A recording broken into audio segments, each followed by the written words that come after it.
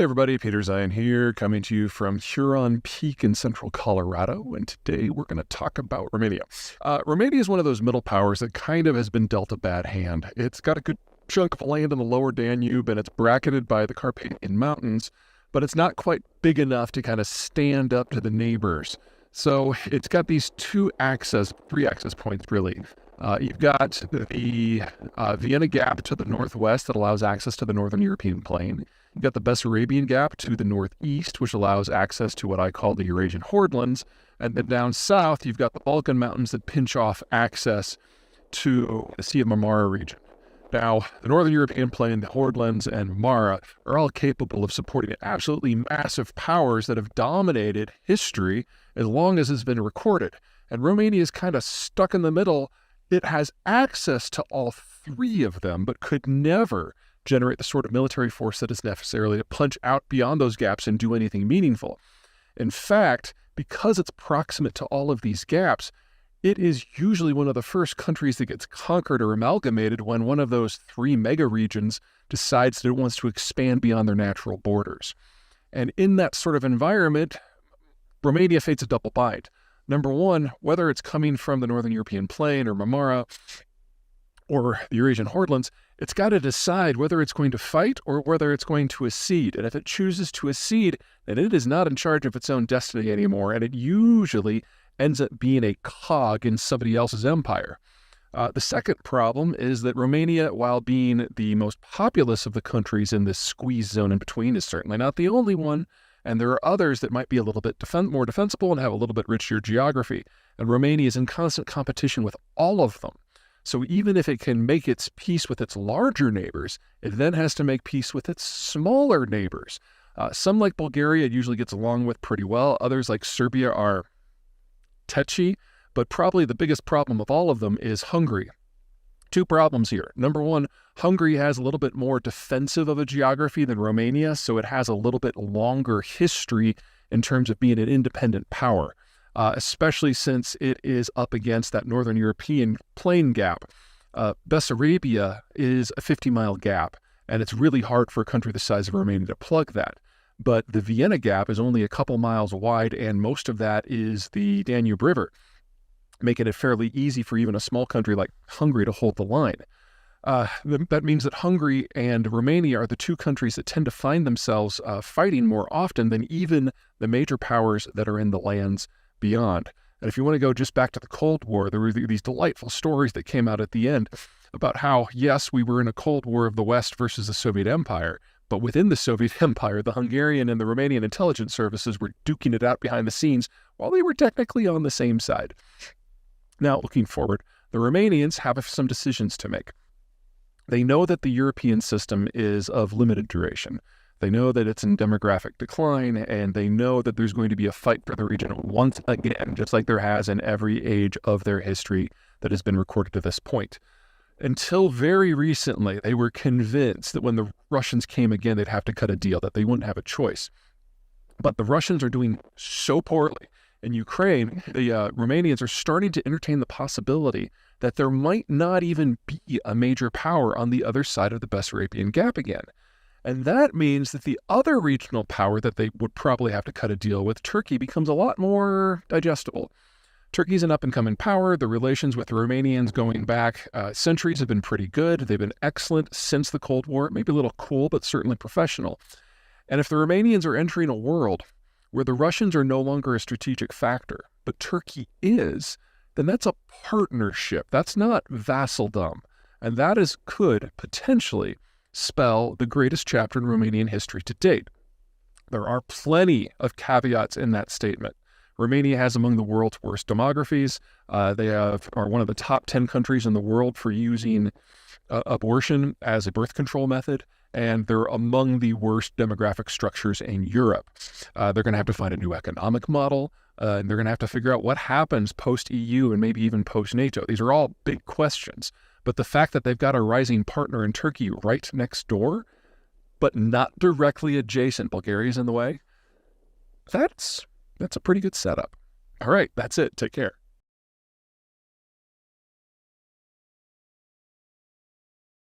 Everyone, Peter Zeihan here, coming to you from home, and I have received No surprise here. Lots and lots of questions about Tucker Carlson's interview with the Russian leader, Vladimir Putin.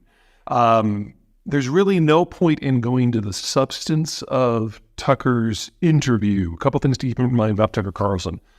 Number one, he's been fired from every journalistic job that he has ever had for making things up. And his legal defense when he was working at Fox in recent years was that he's not a journalist at all. So he's not responsible for any sort of fact-based reporting. In fact, he literally called himself a propagandist. Which, I guess if you're going to go for a legal defense, being truthful helps. And he's been a Russian shill for several years. So the idea that he was being a Russian shill in Russia doesn't really shock me.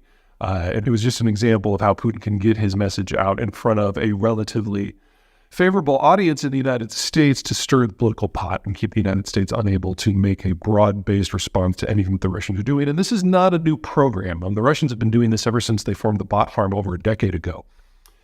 More importantly is the strategic picture that we have in the Russian space right now. The Ukraine war is not at a stalemate. It hasn't been for any part of this war. We've been seeing new tactics and new weapon systems moving. The current iteration is the Russians are combining their meat assaults, as they've been called, with a much better level of coordination with other tactics, especially with artillery. One of the things to keep in mind about the Ukraine war is that we've got two very different approaches. On the Ukrainian side, authority has been devolved down to almost the unit level. But when you disassociate your military strategy to that level, yes, you'll get a lot of creative people who are doing creative things that are very effective. But the information and the successes that they have, the techniques don't necessarily percolate back up to the top, which means that it's hard for the folks at the top to then apply those tactics across the entire front. So you get very, very effective commanders, but you don't necessarily get a very, very effective army. Russia has the opposite approach in that there's very little authority at the local level. And so they often have the Ukrainians running circles around them. But whenever a lesson does percolate up to the top, it is then imposed on everyone. And for the first couple of years of the war, this has definitely been working for the Ukrainians' favor, but as the Russians incrementally incorporate lessons, it's now starting to favor the Russians. And the only way that you can kind of make the Ukrainians come up again, two things. Number one, you can get them better at a little bit of command and control. And then second, of course, they need better and better weapons in order to counter what is becoming an incrementally more effective Russian war machine. That, of course, is wrapped up with politics in the Western countries, especially the United States, which is one of the many, many, many reasons that Putin arranged for his shill to come and interview him in order to keep stirring the pot so the United States would have more and more problems when it comes to acting. Just as important, arguably more important, is the Russians are thrilled about what's going on with Israel and Gaza and Iran, because every little bit of attention that the Americans give to the Israeli situation or the Gaza situation or the attacks on maritime shipping in the Red Sea is an attention that they can't give to the Ukraine war. One of the things that people forget about the American foreign policy establishment, it really has a hard time dealing with more than one issue at a time. And so for the first 16, 18 months of the Ukraine war, that was the only issue in international affairs that was in front of Joe Biden. You could argue that things with China were up there, but that was mostly in the area of economic nationalism, and that is something that can be handed off to non-foreign policy personnel. But in the United States, there's really only three people who are responsible for almost all American foreign policy. The president, obviously, the chair of the Federal Reserve, and that's usually focused on economic issues for obvious reasons, and the National Security Advisor. Even the Secretary of State really doesn't deal with foreign affairs. It's more of a dispensation rather than a policy creation sort of issue. And so when you only have three people, and one of them obviously has other things on his plate at any given time, and one of them is only responsible for financial and economic issues, it's really hard to get this mammoth institution of the United States focused on more than one thing at the same time. And if Israel and Gaza and Iran are absorbing more and more and more of that attention, then by default, there's less attention that can be paid to things going on in the Russian sphere. So the Russians have, from the fourth quarter of last year on, discovered that they have a lot more wiggle room because the leadership out of the United States is simply lacking. It's not that we've had a policy change in Washington. It's just that there's only so much bandwidth, and of course now we're in an election year, and that snarls things even more. So ignore Tucker. You should have been ignoring Tucker for years, but do watch Moscow, because they're finding new and more creative ways, not simply to prosecute the war at home, but to muddle the picture on a broader global scale, to play into this fact that the Americans have a hard time focusing on more than one thing.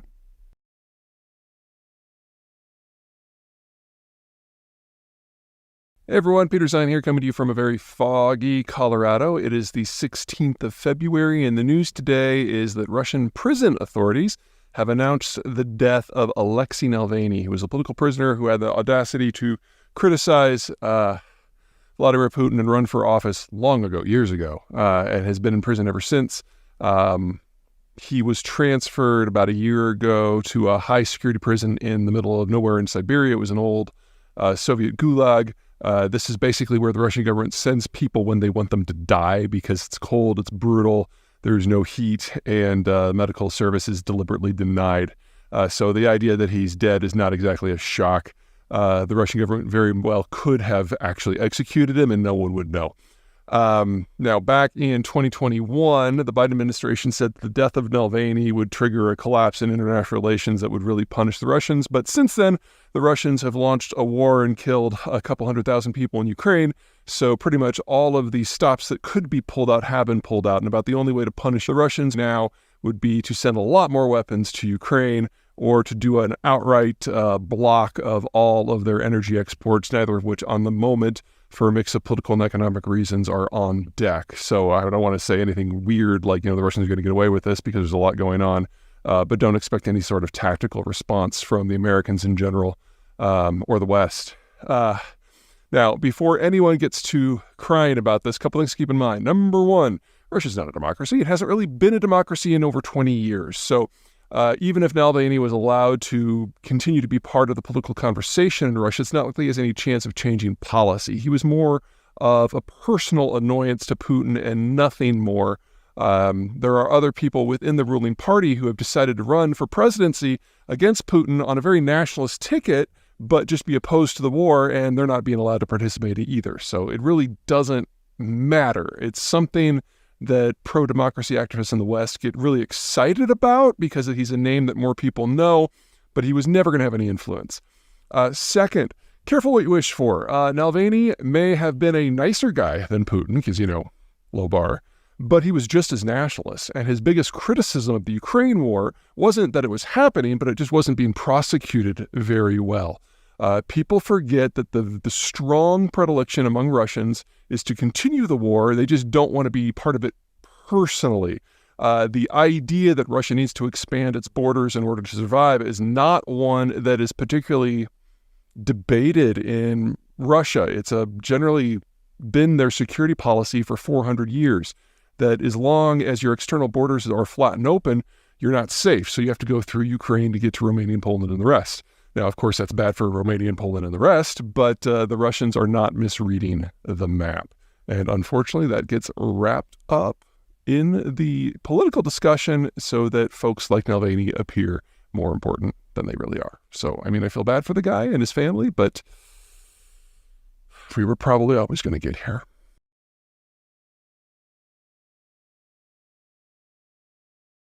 Everyone, Peter Zeihan here, coming to you from Doubtful Sound, and in this next in our series of regional geopolitics in a post-American world, I want to talk about Northern Europe, specifically the Scandinavian region. Now, this is an area that has been fractured by history. You've got islands, you've got peninsulas, you've got de facto city-states, but while they have been powerful in the past, they've kind of been sleeping for the last 300 years. And during the Cold War and the post-Cold War era, it's been fractured into a number of different governments. But I think the best way to think about this is not so much a collection of countries, but a family of Vikings who are getting to know each other again. The original Vikings were the Danes and the Swedes, who basically went off, raided and pillaged and founded little trading depots everywhere that they went, and some of those depots eventually rose to become significant countries in themselves. Think of Riga in Latvia, or Oslo in Norway, or Reykjavik in Iceland. But by the time we get to the modern era, They had been broken into different spheres of influence. In the post-Cold War environment, however, especially now with the Ukraine war happening, we're seeing a changing of fortunes as these countries are rediscovering each other. And we're already in an environment where a lot of them are consider themselves so familial that they already have a lot of joint embassies around the world. But if there's one thing they're all concerned about, it's Russia. Denmark is the last country approaching the Baltic Sea, so that if the Russians ever make a bid to get into the open ocean, they go by them. The Norwegians control the northern coastline, so they know the North Point is something they're responsible for. Estonia, Latvia, and Lithuania used to be Russian colonies under the Soviet period, and Sweden is a mid-sized power that was ultimately smashed by Russian power 3 centuries ago, and only recently has kind of emerged, whereas Finland was both a Swedish territory and a Russian territory based on which time frame you're looking at, and only really became independent in a traditional sense in the last decade or so as it's broken away from its Finlandization programs, which were basically a way that the Soviets used to crush Finns' strategic autonomy. What we're seeing now is this whole cluster of countries coming back together all on the same side of the same geopolitical orientation, no longer fractured by other powers, with Sweden absolutely being the center weight of all of it. It's probably best to think of most of these countries not so much as countries, but as cities that just happen to own another swath of territory. So in the case of, say, Riga or Copenhagen or Oslo, over half, in fact, almost 3/4 of the population is in that one city, and the rest of the territory just kind of hangs on. Sweden is the exception. I mean, yes, Stockholm is by far the largest, but it actually has a populated zone in the south that is agricultural. There are a number of cities going up and down the Baltic Sea coast. And so it is arguably as powerful, if not more powerful, than all of the others put together. And now that Sweden is emerging from its traditional neutrality and starting to write its own security policies, it is going to be a major force to be reckoned with. A couple things about this region to keep in mind. Number one, it is very, very naval. Because of the Baltic Sea, because of the Gulf of Bothnia, this is a zone that if they're going to survive, they have to do so in the context of having a powerful navy to keep potential rivals at bay. And that means, number two, it's actually fairly easy for them to partner with other powers from out of region, assuming for the moment that those other powers are also naval. Because if they were to partner with, say, the French or the Germans, who are primarily land powers, these countries would see themselves overwhelmed. They're just not big enough. Sweden doesn't even have 10 million people versus, say, France is roughly 60. The whole region put together can't add up to a France, much less a Germany. But if you bring in the United Kingdom, you've got a very different sort of power dynamic. The United Kingdom, like the Swedes, like the Danes, like the Estonians, really doesn't want to see a single large mega power emerge in the Eurasian or the European space, because that would be a threat to their naval independence.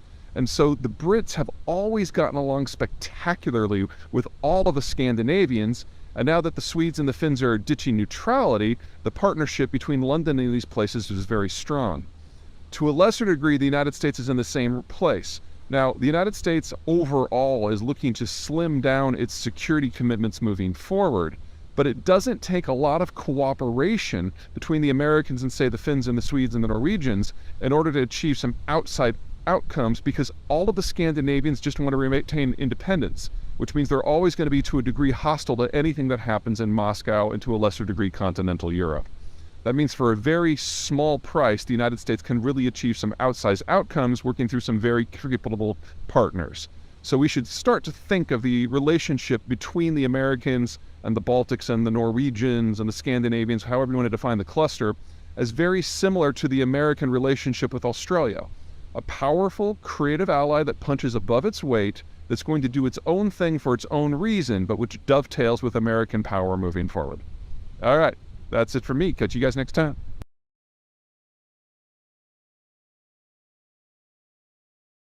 Hey everybody, Peter Zeihan coming to you from Colorado. The big news over the weekend is that a Hong Kong court has ruled that China's largest property development group, Evergrande, is bankrupt and needs to be broken up.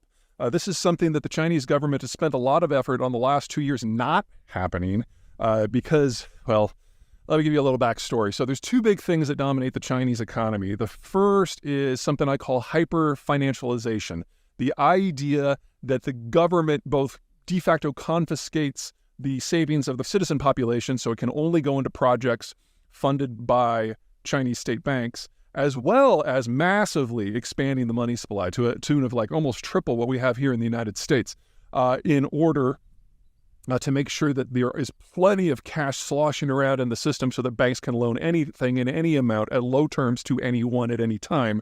Because if they can do that, they can expand, and hire. And people who have jobs don't go on long walks in large groups together. It's a public stability, political control approach to finance. It's not about profit. It's about throughput, because throughput requires a lot of bodies. Anyway, that's the goal. In that sort of situation, you get two things. Number one, you get companies like Evergrande who gorge on all this bottomless supply of debt to build, even if there's no demand.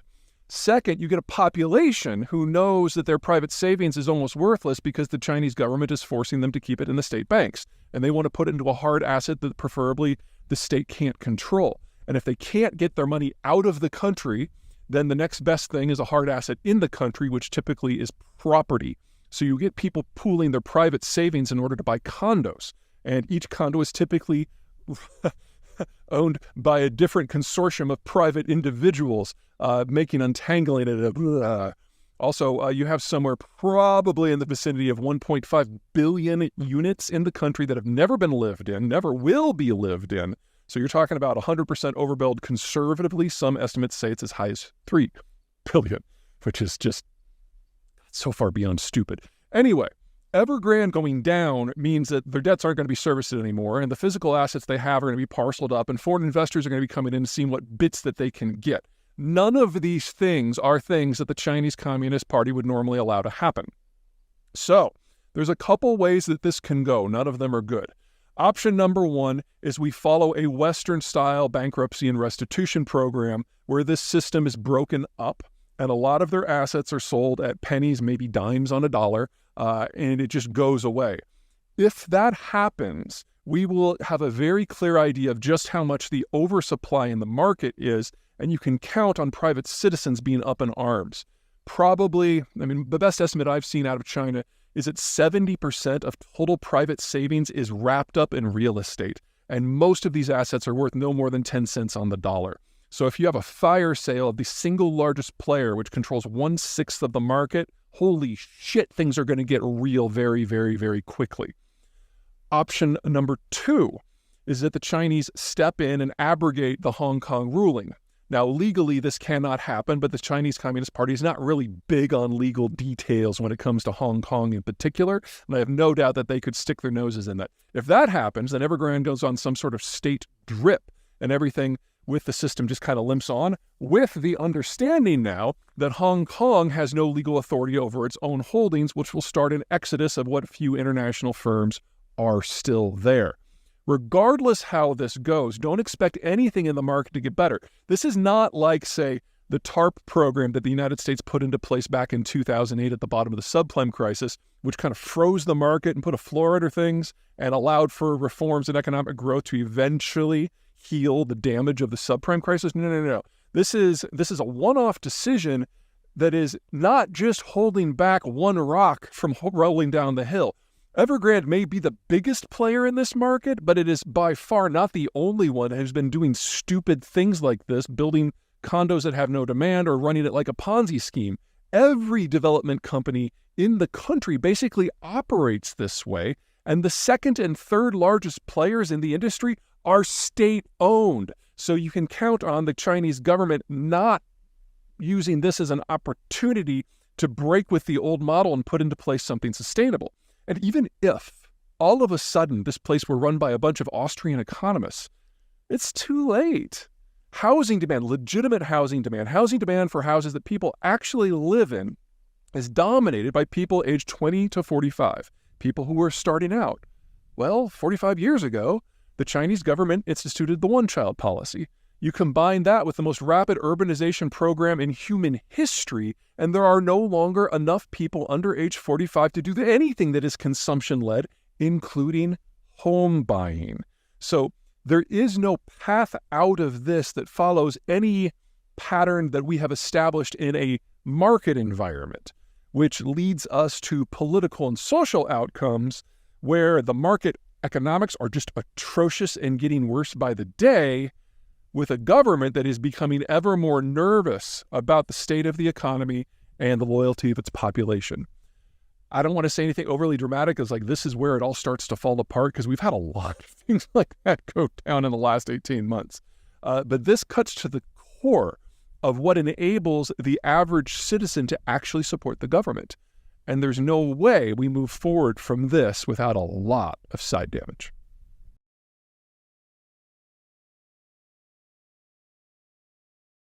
Hey everybody, winter is here. I'm coming to you from Eastern Washington, and today we're going to talk about winter in Texas. Now, if you guys remember back a couple of years, I think it was 2021, Texas got hit by a cold storm and basically everything collapsed. All of their energy generation, especially natural gas, just ceased functioning. And 200 people died over the course of a couple of weeks because of the lost electricity. That has not repeated with this cold front, even though by many measures in most parts of the state, temperatures got a little bit lower. So 5 things are different now compared to what happened back in 2021. First of all, while it did get as cold or even a little colder, the cold snap wasn't quite as long. It didn't last like the 2.5 weeks like it did last time. So the system wasn't put under as much long-term stress. But the bigger issues have to do with organizational and structural changes that the Texans have implemented. The big driving factor for things on the legal side and the regulatory side was Governor Abbott, who had spent a lot of time before 2021 making fun of California for their rolling brown and blackouts because they just have a horrible grid and a horrible energy system. And then, of course, in Texas, you had 200 people die, so he was personally motivated to make some changes. And he pushed them through the legislature, which forced the regulatory structures in Texas to adjust. And the biggest part of those changes affected the natural gas industry. So Texas before 2021 didn't have its natural gas system winterized at all. And there's a lot of water vapor that comes up as a byproduct of natural gas production. And a lot of time it's in the gathering pipes. So what would happen when we got to sub-freezing temperatures is that water vapor would condense into liquid and eventually condense into ice and then clog the pipes. So the entire system across especially northern Texas and the Dallas area froze up, and so there was no fuel to burn to do everything else. For political reasons, Abbott blamed the wind industry because, the wind did stop going, but it was mostly natural gas that carries the backbone of power generation in Texas, and that is what failed most spectacularly. So in order to get things going, they actually had to waive almost all of their safety regimens and regulations, and people were going out with acetylene torches to manually melt the pipes. And of course, natural gas is flammable and explosive, so we were kind of lucky that didn't get completely out of hand. Anyway, this time around, the changes in regulations forced producers across Texas to actually implement some of the best winterizing technologies that we had back in the 1960s. And the Texas grid now is on par with where Arkansas, Oklahoma, and New Mexico were about 1975. So, this is some really basic stuff when it comes to things like insulation. Anyway, it was more than enough to make a difference. Okay, so that was the first big structural change. The other big structural changes had nothing to do with regulation. It's just how things have evolved. So the new turbines, wind turbines that the Texans have put up are more than 200 feet taller than the ones that were up 3 years ago. And that means they reach higher, they tap stronger air currents that are more reliable. So even though the wind did drop, we didn't see nearly the drop off in power generation capacity because the physical structure is now different. Second, Texas has put up a whole lot of solar. And when these winter storms come through Texas, usually what you get is a lot of wind, a lot of freezing rain, maybe some snow. And then once they blow through, it's cold, but it's clear.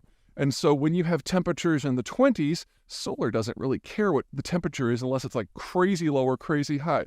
So solar was generating near record energy for the time of year. So you had 2 different streams of energy coming into the electrical system that they didn't really have last time, and their baseload system with natural gas worked a lot better than it did. This sort of change is the sort of thing we're going to see in some way across not just Texas, but the entire country and the eventual world.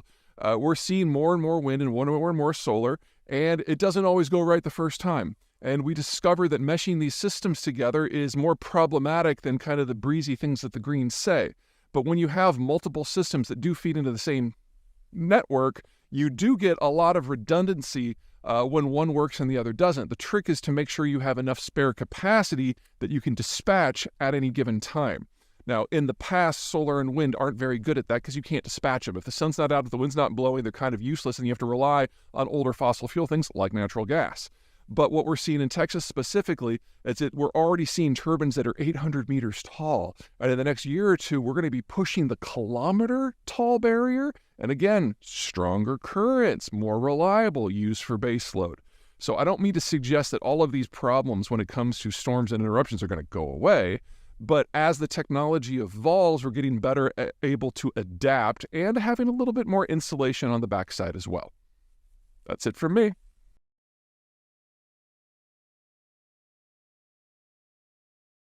Good morning from a frigid Colorado. It's a balmy 0 degrees this morning, and today I want to tell you a tale of 3 companies and the state of the semiconductor industry from a technological and production point of view.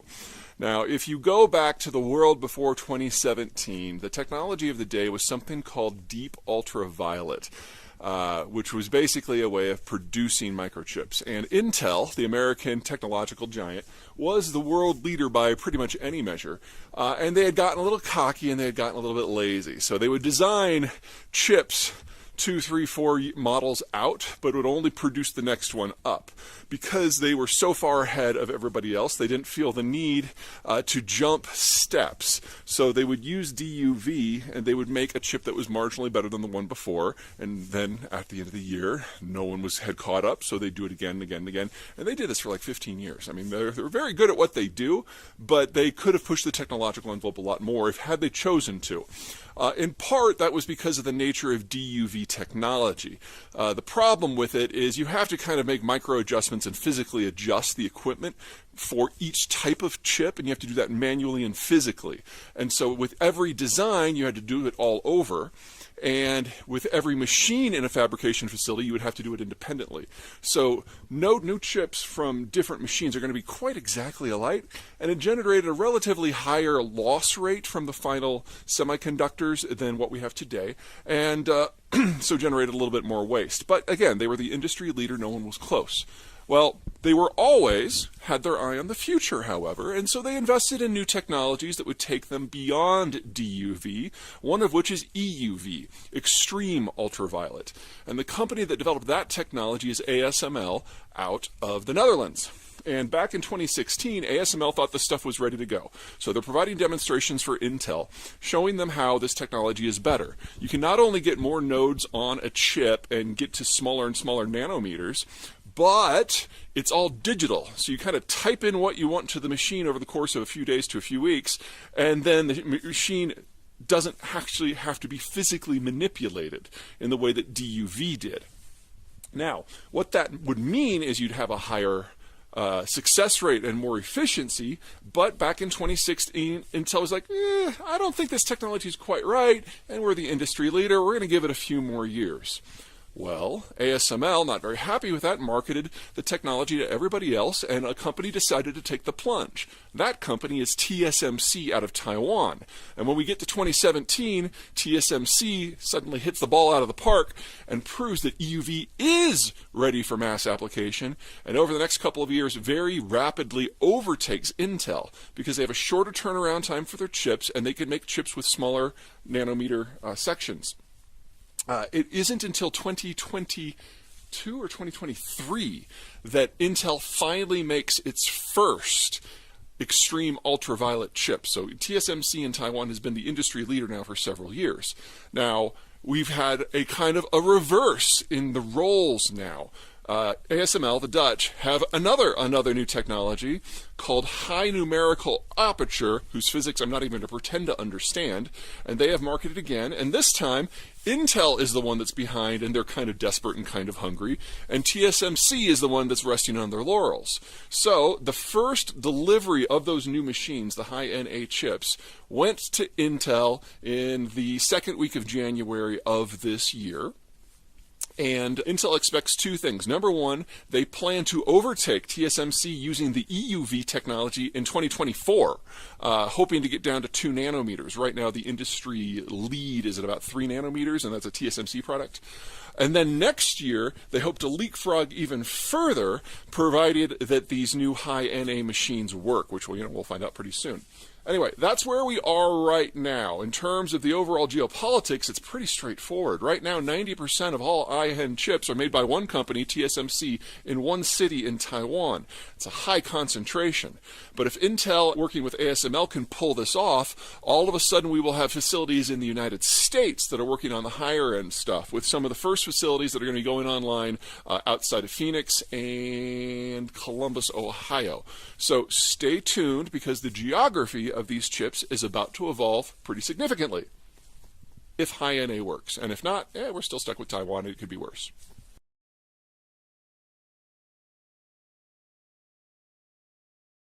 Hey everybody, Peter Zeihan coming to you from Colorado, where we're about to get another 6 inches of snow.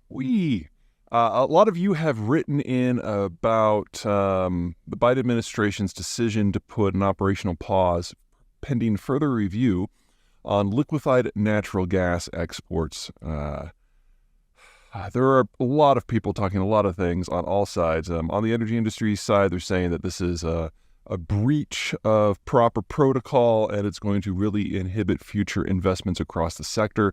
And on the environmentalist side, they're talking about how this is the end of that sector altogether, and they're dancing and singing Kumbaya. Everybody's wrong. Let me kind of lay out what this stuff is. So, natural gas is normally transported by pipe because it's difficult to move, it's difficult to store, it's difficult to produce.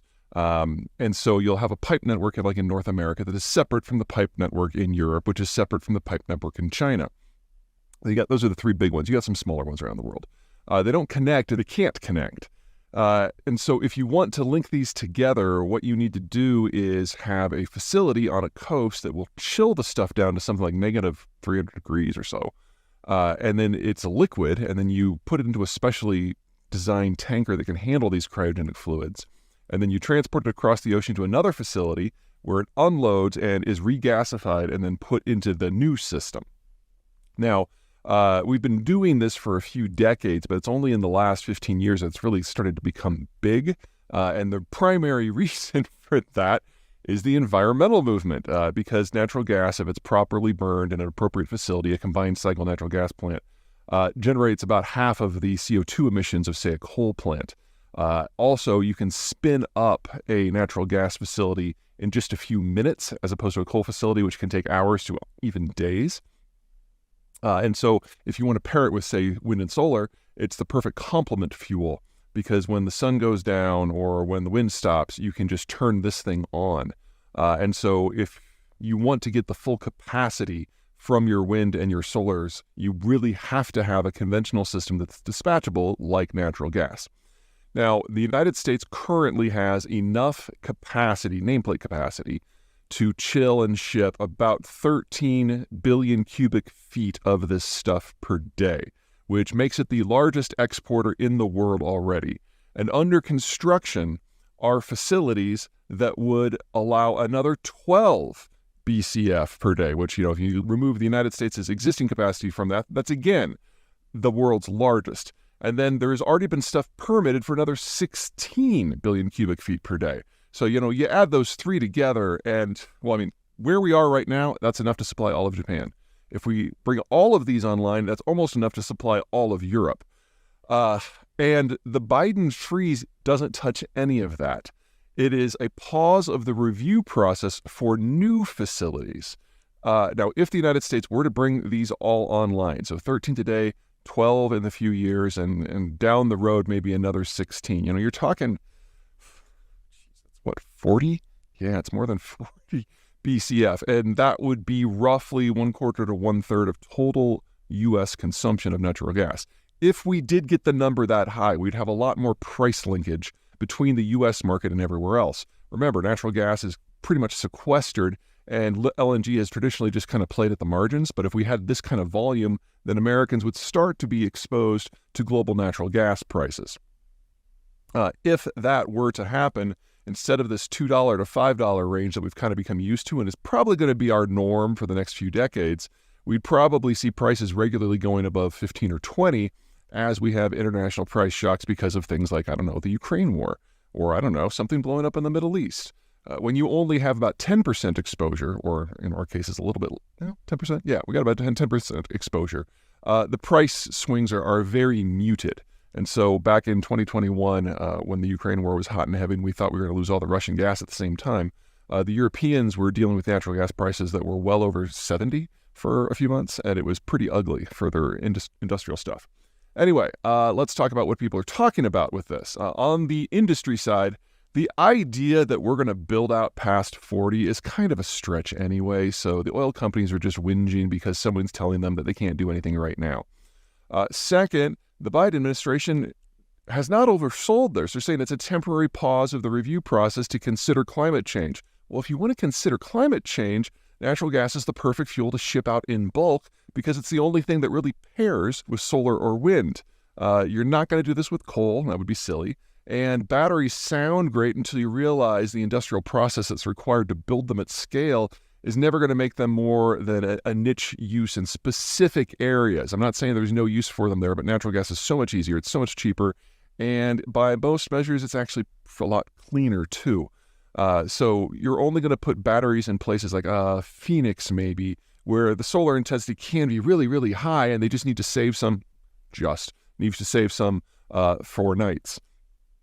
And then on the environmental side, the celebrations, number one, this is not forever. It's a temporary pause of the review process, which the Biden administration can reverse with a stroke of a pen, or any additional leader could for reasons environmental, economic, or strategic. Remember that a lot of the stuff that's getting shipped out right now is going to Europe in order to allow the Europeans an option other than sucking down Russian gas. So, this is kind of important from that front too.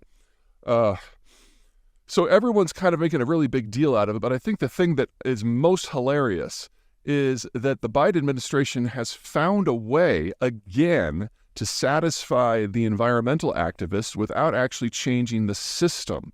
This is very similar to what he did when he came into the presidency and he put a moratorium on fracking on federal lands, and everyone was all wailing and gnashing their teeth on one side and screaming bloody delight on the other side. Well, people forget that 99% of all shale operations are on private land, and that is regulated by the states. So it was less than 1% of wells that were affected at all.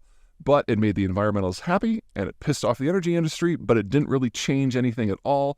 And Biden is never going to be the preferred candidate of the energy industry, and he was able to placate some of his more hardcore supporters. He's now done that again. So it's a fairly savvy political move that actually moves the needle not at all, which, is one of the smarter things you can say about politics these days.